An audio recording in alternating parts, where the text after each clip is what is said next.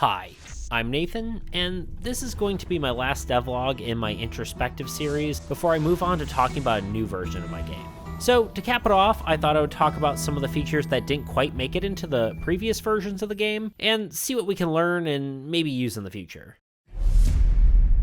Let's start with factions, because I've mentioned them in other videos, but never really dove very deep into it. First, let's start off with what factions are, though. Well, as the name suggests, they are different groups and organizations that existed in Soul's lore.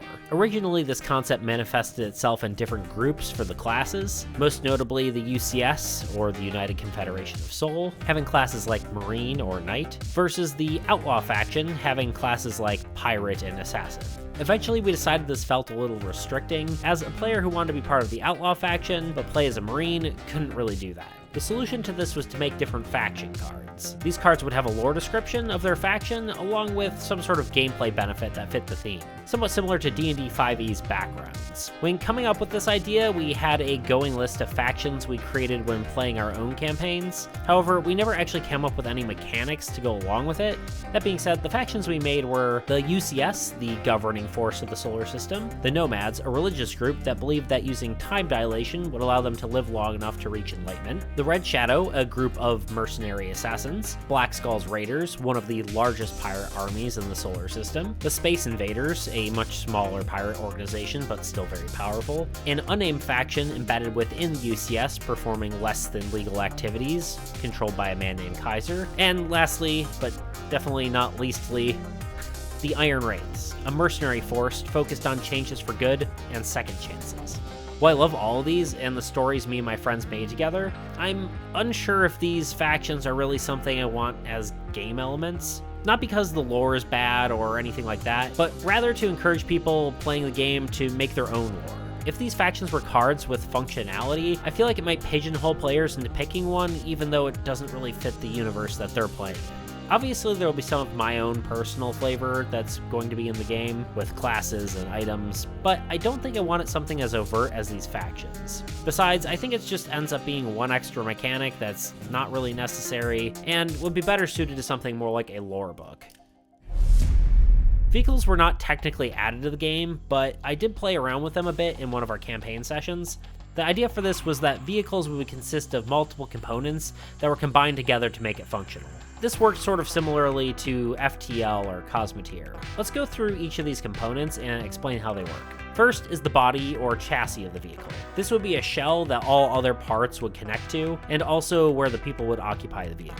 Generally, this would also provide protection as well. There were 5 main chassis sizes: small, medium, large, massive, and supermassive. Small being as small as a dirt bike, and massive being as large as something like a space station. Next was the second most crucial component, a power source. A power source allowed all other components to function. A power source would have a set amount of power it could generate per turn. This means a ship might not be able to power all of its systems at once. Additionally, different systems might also require different amount of power for different functions. For instance, a shield may be able to gain the ability to absorb more damage if you divert more power to it. Locomotion was the component that gave your vehicle movement. This could be something like an ion engine for a spaceship, or legs for a mech. And as such, this generally defined what type of vehicle it was. Defenses were simple. They basically added protection of some sort, usually adding something like a thicker hull or shields to the vehicle. Weapons are also self-explanatory. These allowed you to attack other characters or vehicles, and would come in various types and sizes. Auxiliary systems, these were more roleplay focused or utility based. However, that doesn't mean they're unimportant, as something like life support would be in this category. And lastly, non-essential systems. These were pretty much for anything else, like a mini fridge in your quarters, for snacks. I think this system worked pretty well and definitely will make it into a future version of the game. However, like my previous versions, I think it's going to end up being the last thing that's added to the game, as it really isn't necessary for my minimum viable product. There were only 2 playable races in the released version of Soul. I definitely had plans to make a lot more, but unfortunately never really got around to it. There were 4 though that I had sort of vaguely together in varying levels of completion. These races were the Vask, the Network, the Gnarb, and a race that was tentatively known as the Bio race. The Vask were a gaseous race of aliens contained within mechanical suits to hold their form together. Their main trait was after performing an ability, they were allowed to take a basic action for free as well. This was a bit different from the other races thus far, as most other races allowed you to pick different abilities rather than gaining a new ability itself. For instance, humans could multi-class, picking abilities from multiple classes, and the Bisk could pick an additional ability from their class. Well, the Vask ability was cool. I'm not entirely sure it necessarily fit the race itself. It almost felt like it'd be better as a class ability or something, maybe a sci-fi version of a Spellblade. Not that I'm opposed to ability like this being part of the race, it just didn't really feel that thematic and I was just adding it because it was cool. There were also two sub-races designed for this, one tentatively known as Ghost and the other Smoke. Ghost allowed you to enter your gaseous form whenever your character went quote-unquote unconscious. This basically allowed a character to move around even when incapacitated during battle. And the other Smoke would allow you to create a trail of smoke behind you, obscuring enemies' visions. These were much more on brand, however they definitely will need some more work. That being said, I could see them fitting well into future versions of the game, in some way or another.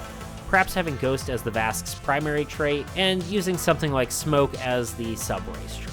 The Network was a robotic race of aliens whose main trait was to allow them to have a vehicle component added to their person. I really like this idea, but I would have to figure out how it would work as far as balancing goes. I suppose the best way would be to limit it to small vehicle components, but I think this idea will really have to be fleshed out after vehicles were. The Gnarb was created by one of my friends when he created a campaign for us as a sort of trickster race, and I really like his idea for the main trait. This was that they were only allowed to take 2 abilities, opposed to the normal 3. However, they could use any of these abilities as a interrupt at any time, meaning they could use these abilities even when not on their turn. My only concern with this is with the low number of abilities, it might make the race feel pretty boring.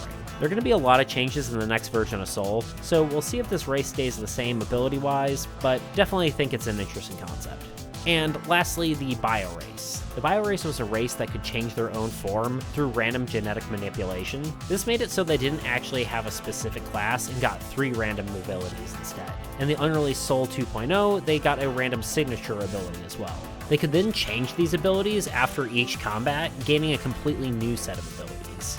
My only concern is I feel like the sheer randomness of this race may end up making the race not fun to play if they get a bad set of abilities. Granted, they're allowed to change them, but forcing them to go through a combat to change seems a little weird. And I feel as if a different prerequisite for changing these abilities would be better. Perhaps allowing them to use an action to gain a different random ability.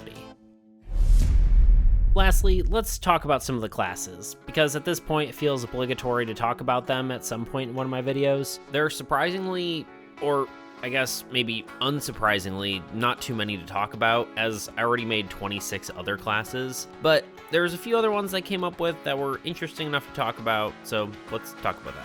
The first set that we're going to talk about is the Mechanic and Pilot. Both of these go along with the addition of vehicles. The Mechanic was designed to repair systems, along with giving bonuses to systems like power generators, shields, engines, and weapons. Bonuses such as giving additional power to generators, additional power to shields, faster engine movement speeds, and higher weapon damage.